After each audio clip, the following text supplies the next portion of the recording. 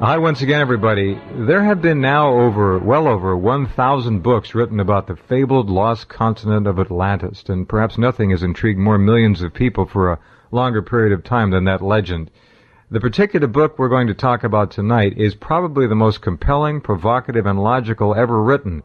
It is entitled When the Sky Fell in Search of Atlantis, researched and written by Rense Flem Ath. This remarkable book presents the thesis that Antarctica is the lost continent of Atlantis. In the introduction of the book, Colin Wilson states, when the Flem Aths have done, and what they have done, is to place squarely on the map of scientific speculation the notion that Antarctica could have been Atlantis, and that the secrets of the legendary lost civilization may lie covered beneath the ice. If they prove correct, or even partly correct, they will have changed our whole view of human history. How popular is this book? Already in 12 countries. St. Martin's Press due to bring the paperback edition out quite soon. And Rense Flem Ath is on the phone now. Hi, Rand. How are you? Very good. Thanks for having me, Jeff. Well, you're welcome. Thanks for being there. Now, you and Rose are librarians, which is intriguing just from the opening here. That had to give you kind of a leg up on where to look for some of the material you unearthed. Yeah, it certainly helped for sure, and also getting to the British Museum in London. We lived in London for 4 years, and that was very helpful too. I hear that the British Museum is just beyond a treasure. It's amazing, and there are parts of it that you can't get in. Is that true? Well, to get into the reading room, you need passes, but it's just simply a question of applying and being able to and being accepted. Mm-hmm. Now, there may be other parts of the museum that you can't get into that I have not encountered, but I didn't have any problems when I was there. Quite a wonderful place, isn't it? Oh, it's beautiful. It's a shame that they're moving the library out of the museum, but I was so happy and fortunate to be able to sit in that great dome with a sort of robin egg blue ceiling, and right. Just think of all the other people that had been there. A lot of them have, indeed. When did you first get the Atlantis bug? As a child? Comic books or later on? No, it was much later. This whole thing started in 1976 for us. I had been unemployed, and I had a job interview, and it was on a Friday, and I was going to hear whether I had the job on the Monday. So to divert myself from worrying about the job, I decided to write a science fiction story. Mm-hmm. And I set Atlantis on Antarctica just because I happened to be listening to a Donovan song, and I wanted to have frozen remains. Really? So when I went to the library to try to research it, I went from the point of view of, well, could this work? And just so that for the point of view of a plot of a science fiction story. Right. And then as I started to read Plato's account and look into the whole thing, the thing turned from science fiction into a science question per se. So and it took us 18 years to put that together. This whole concept of Antarctica as the target just popped into your head all of a sudden? The idea of the story, the science fiction story. You'll have to excuse my dog barking in the background. That's all right. They do that. Yeah, they do that. The whole deal of the science fiction story was I was hypothesizing aliens hibernating on Earth, and I wanted them to be hibernating on under ice. Mm-hmm. So that would make a good hibernation place. And along came Donovan's song "Hail Atlantis," and I thought, oh, well, we'll put it on Atlantis. And then I thought, but I still wanted to keep the ice, so I said, oh, well, there's an island continent, so we'll put it there. How interesting. So it was a bit of an accident. Yeah. I must say that I have subsequently found that another person, Flavio Barbero, has written a book in Italy, 1974, and he and I are in correspondence, and so he has a different physical theory, but he did get to that idea first. Unfortunately, his book is still only in Italian, although we're attempting to get it into English now. Well, that's very good. This is it's really an extraordinary book. I haven't read all of it. I've read part of it and looked at the rest, and it's not a huge book, but what it raises are very concise and obvious arguments that this is an extremely logical hypothesis. There is a pivotal figure in all of this, a man whom probably few of our listeners have ever heard of before, but his name is Charles H. Hapgood. and as you say, an obscure instructor at a small New England college, but Hapgood's past is anything but obscure with respect to some of the times he lived through, studying in Germany during the time of Hitler's rise to power, then coming back to the U.S. and working in the OSS during the war. Obviously, a very gifted man to begin with. How did you first come across Charles Hapgood? Well, in the research, I went to the library and I began to research Antarctica and also, just ice in general. And I came across his book, Maps of the Ancient Sea Kings, right, in which he shows that there is a whole host of maps that were published in some of them 1513 for the Piri-Reis and a number of other ones that were published centuries before and accurately depicted longitude to half a degree, which was something that Europeans weren't capable of doing until a couple of centuries later. It's as if you're reading American history and Paul Revere shows up on a Harley-Davidson motorcycle. The marine chronometer, the device that was needed to accurately depict longitude, wasn't invented until 1735, and it wasn't applied to mapping a continent until after the 1770s. Yet these maps, many of them from the 15th, 16th, and 17th century, all depict parts of the Earth that Europeans hadn't explored, including Antarctica, subglacial features of Antarctica, with extreme accuracy with regard to longitude. And so that really raises the question: why did these maps exist? Yes. Yeah. Just a phenomenal thing. And then you began to think Atlantis when you were looking more and more into this. Did it begin to make sense right away to you? Well, actually, it was Plato's account of Atlantis that really turned it for me. The whole quest for Atlantis, and this has been going on for nearly 2,500 years, revolves around just simply two sentences in one of the accounts that Plato gives, and where he gives the location of Atlantis. That's chapter 7 of the book, incidentally. Right. And in that, he describes Atlantis as a high-altitude island continent in the real ocean. Now, everybody has assumed that real ocean must be the North Atlantic Ocean, but we're really dealing here with different worldviews, and it turns out that the Atlantean worldview is more sophisticated than the geographic notions that we have today, because it incorporates the concept which oceanographers have recently come to that the Earth only has one ocean. And the easiest way to verify that to yourself is just to take a globe and take it off its hinge and look at Antarctica and ask yourself, what ocean is this in? Exactly. And very once good point. You see that, you realize that there is only one ocean, and in the middle of the world ocean is Antarctica. And the description that Plato gives, to step back a little bit, Plato's account of Atlantis comes down orally to him from his ancestor Solon, who lived a couple hundred years before him. Right. Solon, in turn, had made a trip to Egypt and engaged the most learned priests in the city of Sais. This is during the Saic dynasty. S-A-I-S, Sais. S-A-I-S, yes. Mm-hmm. One priest in particular, who other sources give as the name of Zonkus, is the person who gives the description of the location of Atlantis to Solon. So what's happened and why this whole question of Atlantis got scrambled in the first place is that we have three different worldviews. We have Solon's worldview, which I could briefly describe, and then we have our worldview, which is a compromise of the age of exploration. And then we have the Atlantean worldview, which is a precision of science, the science of geography, in my view. Right. And so Solon, Zonkus gives the Atlantean view to the Solon's worldview, and we've interpreted it with our worldview. We all have filters, yes. So it's all scrambled, but it does get unscrambled once you put Antarctica in the center of your map. Very simple. Now you're saying Zonkus. We should spell that also for people who can't get it. Sonchis. I'm just guessing on the pronunciation. It's close enough for me.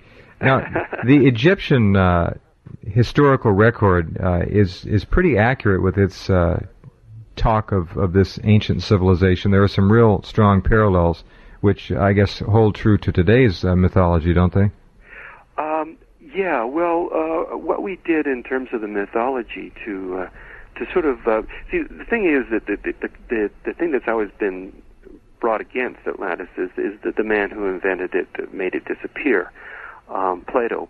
So in order to verify it outside of Plato's realm, we found two different ways of doing that. One was a map that said Atlantis on it, which is an accurate map of Antarctica without the ice, which I could go into later. But more importantly, because you brought up the question of mythology, we looked at the Lost Island Paradise as a motif around the world, and particularly isolated those island paradises that were destroyed in a deluge when the sky seemed to have changed or the sun had changed, because the mechanism that we're suggesting here is a displacement of the Earth's crust.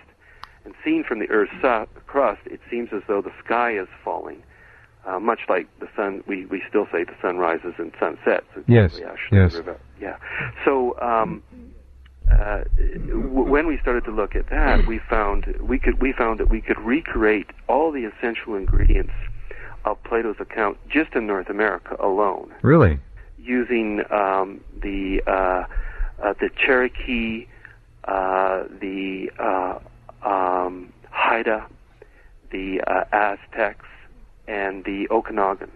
And if you combine those, if you look at the mythology of all of those, I don't know how much time we have, but if we look at the mythology of each of those, and we can recreate basically all the ingredients, and we can look to an ocean that isn't just limited to the Atlantic, which the normal searches for Atlantis have been. Yes.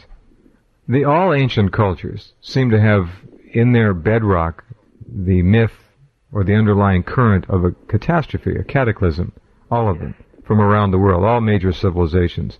Well, that is that and the flood are the two big widespread things, yes. So, in looking at that, it was pretty easy to apply the scenario, as you said, to North America, to Europe. The book, by the way, is full, ladies and gentlemen, of the most intriguing maps you'll ever want to see about this. It is really almost 1+1 the way this book is laid out. It's quite impressive. When you talk about the Egyptians, what type of linkage do you see from Atlantis directly to the Egyptian culture, if any? And let me ask you to hold on, Rand, and we'll be right back. We're going to take our first break, because Egyptian civilization has always intrigued us with the Sphinx and so forth, and Edgar Casey's talks and all of that. We'll get back to Rense Flem Ath in just a minute.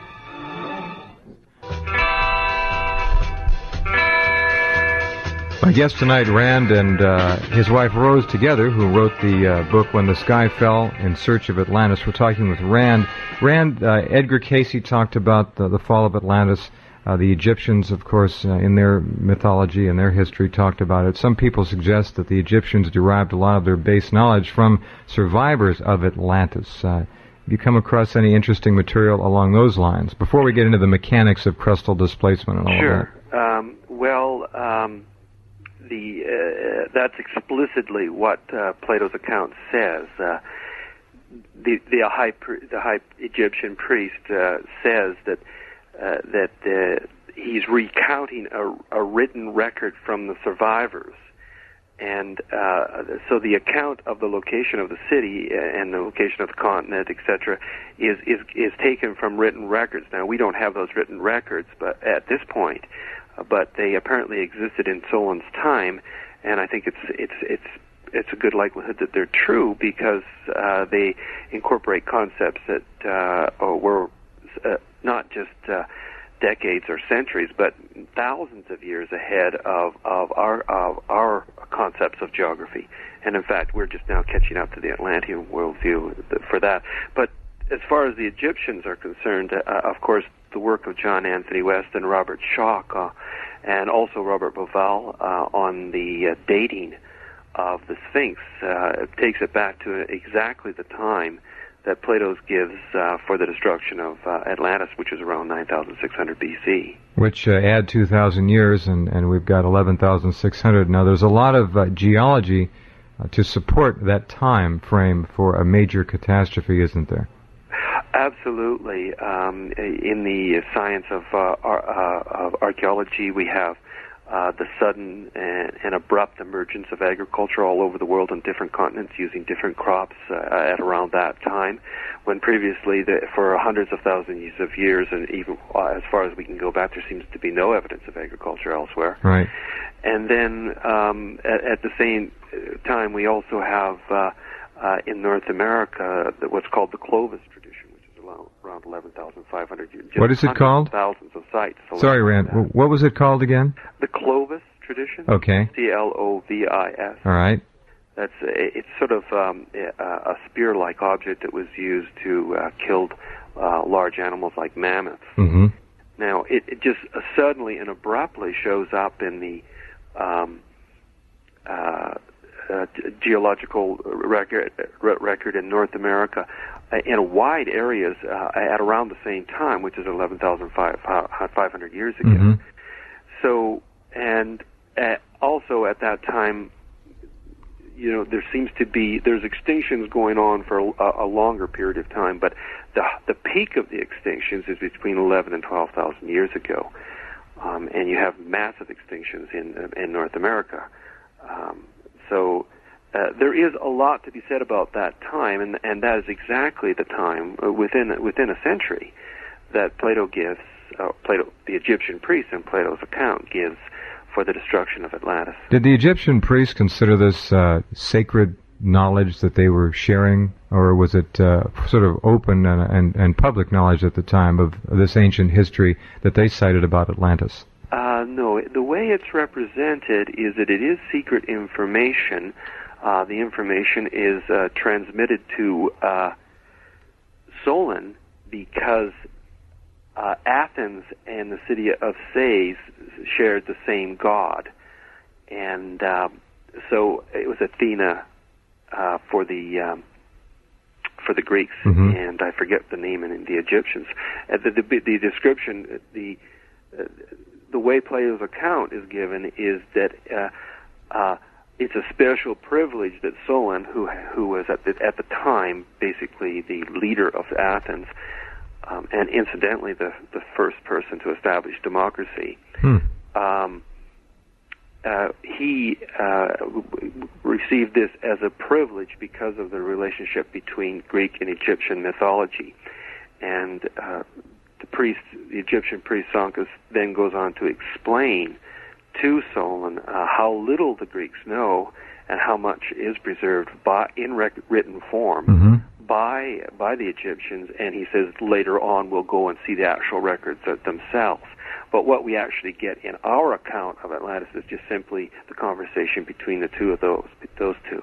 Now, how about Edgar Cayce, the famous sleeping prophet of this century of ours? I guess he died in 1943, 44, something like that, who talked so much about Atlantis and incarnations during that time. I don't really get into that myself. I've tried to restrict myself to the physical arguments. I don't wrap it up. Dismiss it or anything. Mm-hmm. I don't know a lot about it. Okay, we have to pause, Rand. We'll be right back with Rense Flem Ath here at the end of the line.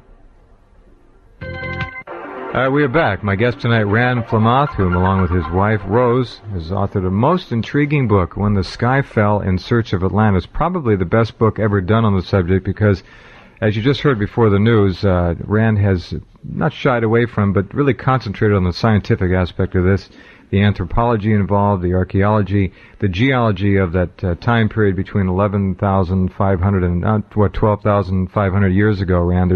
I guess there's a window in there somewhere. What is it? That's the time that we're really interested in.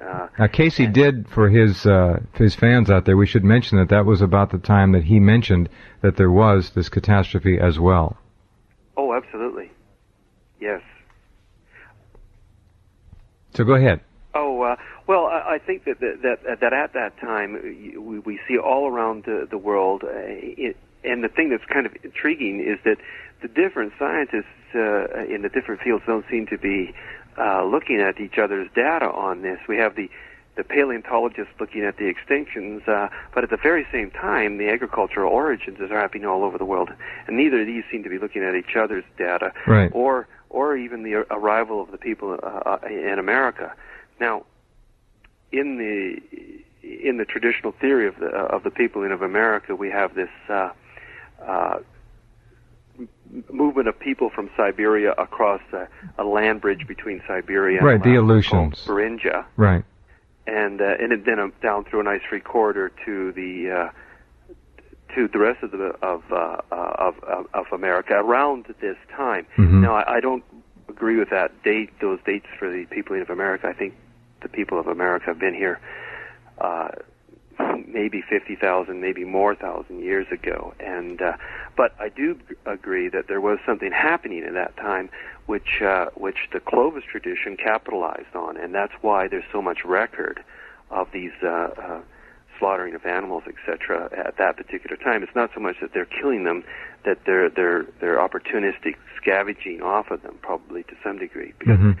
remember, the whole world is destroyed at this time, and people are just doing what they can.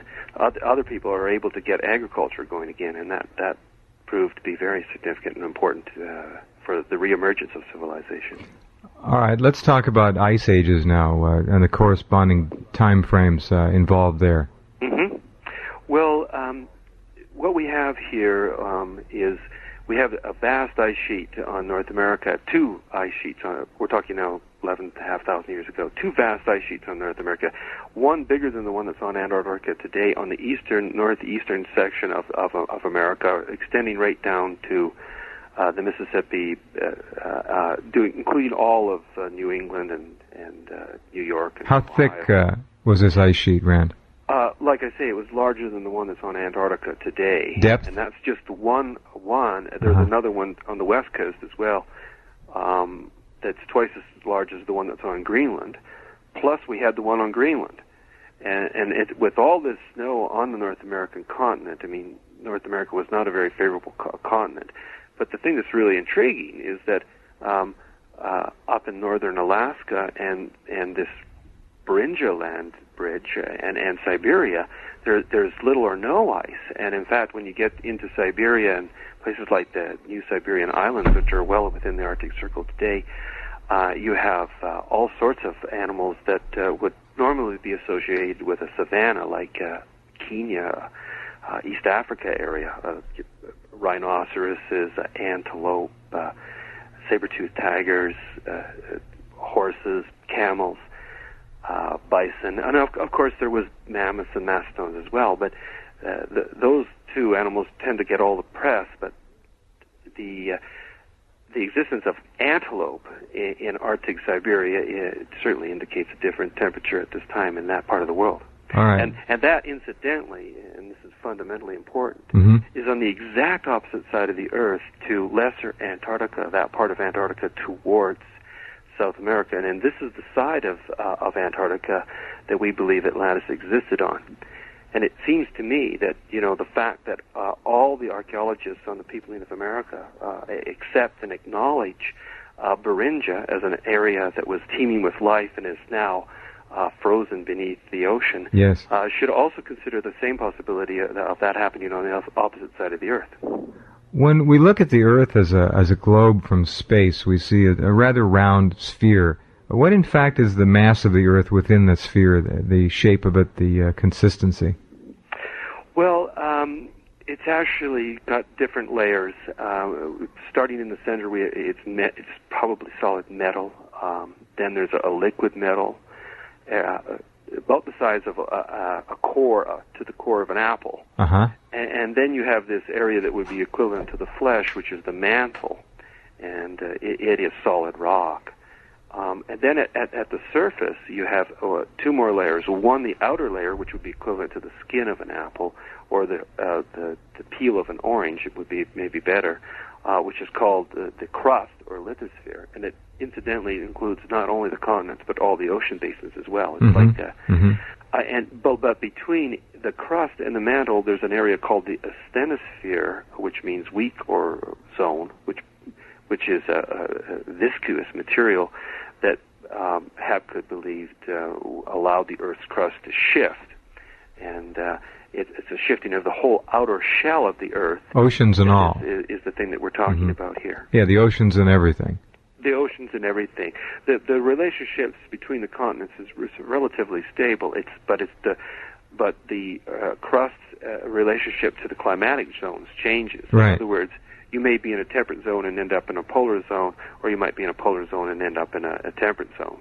That kind of thing was happening. All right, now the obvious question is, and we're going to take a break and come back, but what could have caused the Earth's crust to move so drastically, so very quickly, about 12,000 years ago? And we'll be right back and have that question answered here at the end of the line.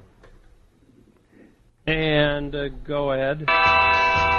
We're back with Rense Flem Ath, the author of the book, along with his wife Rose, When the Sky Fell in Search of Atlantis, published by St. Martin's Press, now in 12 countries, due out in paperback not too far down the road. Rand, I guess we kind of come back now full circle to Mr. Hapgood, do we not? Charles H. We sure do. Hapgood, and I want to read one little thing in your book here. It's fascinating. An elderly professor with a fondness for the violin sat down at his desk in Princeton, New Jersey, and wrote a letter to Charles H. Hapgood, an obscure instructor at a small New England college. That professor was Albert Einstein, and the topic of the letter was a theory of Hapgood's that had, quote, electrified the great physicist. Einstein wrote, "I find your arguments very impressive and have the impression that your hypothesis is correct. One can hardly doubt that significant shifts of the crust of the Earth have taken place repeatedly and within a short time," end quote. Remarkable. I wonder how you felt when you first read that quote. Oh, well, I was quite surprised, obviously, that because I would have thought that, I was surprised when I read that Einstein had written the foreword to Hapgood's book, and yet I had not heard of Hapgood. And so I thought, something should have happened, but nothing did. His book was completely ignored and never really falsified. But I have subsequently delved into the correspondence between Einstein and Hapgood, receiving the full 179 pages of correspondence. Really? Einstein wrote 10 letters to Hapgood, and beyond that, wrote to other people on Hapgood's behalf. Yes. So, just to get back to the question, is like, what was the force? And this is related to Einstein and Hapgood. Einstein and Hapgood considered. Well, let's put it this way: Charles Hapgood put forward the idea that perhaps the weight of the ice sheets, being asymmetrical, that is lopsided relative to the poles, right, might create a centrifugal force that would bear down upon the crust on both sides of the Earth at the same time, so that you've got this big white ice cap on North America bearing down on the crust, and on the opposite side of the Earth on Greater Antarctica, there's another one pushing down there, and the spin of the Earth is creating a centrifugal force that eventually dislodges the crust. Now, when they looked into that, and Einstein tried to quantify that, and I have recently discovered a letter where he did try to quantify it, and I'm in correspondence with some physicists to try to get this worked out right now. But boy, it's very exciting, isn't it? Yeah, it is exciting. But Einstein at that point said no, that the weight of the ice sheets in itself at that point is not sufficient in itself. Mm-hmm. So at that point, it wasn't long after that Einstein died, and Hapgood decided, well, I'm not going to bother worrying about the mechanism that causes the displacements. There's a body in the library. I declare a death. How the person died is I'm just going to go over the forensic body and see what I can find. Yes, sure. Now, when I came to this, I worked on it for several years. I started in 1976, and in 1985, I got onto the idea of looking at the astronomical factors that were playing at this time. And I noted that at 11,500 years ago, when all these things that are happening that we've mentioned here, the Earth's tilt was at its maximum. The Earth's tilt goes through a cycle, a 41,000-year cycle, where it gets more exaggerated and then becomes alleviated. We're at 23.5 right now, and it's alleviating itself more for several thousand years until it gets down to 22 or something, and then it will go back up to 24.4. So. If we, Rand, just by way of illustration, if we were to hold the Earth at arm's distance with the North Pole at the top and Antarctica at the bottom, you're talking about an actual just tilting it either way as it rotates. Yeah, but that's a very gradual and slow thing. Yes. It's over 41,000 years. But the actual crustal displacement, which is a different thing, yes, is a more understand. thing. Okay, yeah. I understand. So I thought, well, here you have the whole Earth's mass, another full degree. Over that could add some force to the ice caps, and then we came across another factor, which was that the Earth's orbit was more elliptic at this time rather than circular as it is today. It's nearly a perfect circle, but it's a little bit more elliptic, which means that you're going both closer and further away from the sun, which also means when you're closer to the sun that the gravitational pull of the sun, which is the big body in the solar system, along with the moon, which is the closest object, added to the tilt and to the ice caps. And I'm not in a position to mathematically formulate this, but that's the hypothesis that we put forward in When the Sky Fell as why this occurred. These are rather natural sets of circumstances we're talking here, just that happened through mechanics of orbit and so forth. Yes, that's what we're putting forward, and I just returned, of course, from the conference in Portland, the Planetary Violence in Human History, and I began to appreciate exactly how much other thought in terms of extraterrestrial forces has been put. A lot of researchers are thinking about changes extraterrestrially that could have an impact upon the Earth in a catastrophic way, and I don't exclude that. What I was attempting to do was to see if I could account for it without any extraordinary extraterrestrial features occurring. We didn't need to have a massive comet or meteorite impact the Earth to cause this crustal displacement. Gravity, pull, and the weight of the ice caps could, in your opinion, have done it. That's what we put forward in our book. And I don't exclude the possibility that we're more... It could be the combination. All right. It could be that we got hit by a comet, or that we regularly get hit by a comet, but we're not vulnerable. Okay. But at that particular time, we're vulnerable, especially if it was hit at the pole. All right, we have to pause again, Rand, and fascinating, and we'll be right back with Rense Flem Ath and his book, When the Sky Fell in Search of Atlantis. All right, we are back. When the Sky Fell in Search of Atlantis, the book we're examining tonight, the book also takes a very close look at the very latest research on a lot of relevant disciplines: geology, paleoclimatology, archaeology, astronomy, agriculture, and other comparative mythological studies, all of which are pieces of the puzzle. We've got Brian on the phone from Florida. Go ahead, Brian, you're on the air. Hey, Jeff. Hey, Rand. Hi. Fascinating program. Listen, what is this deal with Admiral Byrd and his assertion that the Earth is hollow and he flew a plane inside there? You know all this stuff. There's another whole program, Brian. Nonsense. Well, he says... the word has it that some of the Atlanteans are living inside there, and this, that, and the other. A lot of the old German Nazis are there too. Remember? Oh yeah, the robot Nazis. I heard that one too. All right. Yeah. I can't really comment. I don't have any information that would be sufficient to be able to tell you that I can say definitively yes or no on this. Now, I mean, how would they hide that? But then, Yeah, I'm an agnostic on it. I guess is the best thing to say. Yeah, I am too. Though I have a book about it and a lot of other information. I just thought I'd toss it at you and see if you had heard something else. I'm gonna let you guys go. Thank you for your program.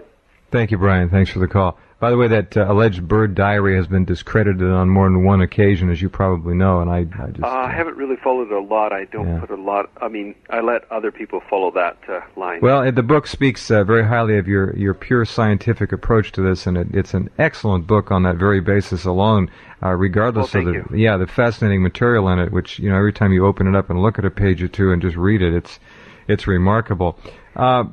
we were talking about the crust being moved again, and we had determined that your position is that it could certainly move through normal gravitational orbital mechanics and the weight of the ice sheets. Yes.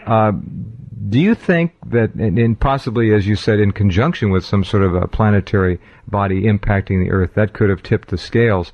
Mm-hmm. Are there evidences of prior crustal shifts in geological history? Well, Charles Hapgood documented 3 in the last 100,000 years. Now, his dates are a little bit different from what we're using and when the sky fell. I tend to believe that the astronomical dates are the most probable. And so I look at the time when the Earth tilt is at its maximum, and that's a 41,000-year cycle. So we're looking at 11,500 years ago, and then you go back to 53 or whatever it is back, and then another 41. So we document 3 displacements in the past 100,000 years. Mm-hmm. The last time, of course, in the time of Atlantis, the crust that was at over the axis of the North Pole was in the Hudson, what we call the Hudson Bay, and that's why all this area, all North America, had this big ice sheet. Mm-hmm. And of course, Siberia wouldn't have been in the Arctic Circle. Likewise, on the other side of the Earth, the South Pole would be just off Antarctica in the Indian Ocean, encapsulating all of what's called Greater Antarctica and into the Indian Ocean.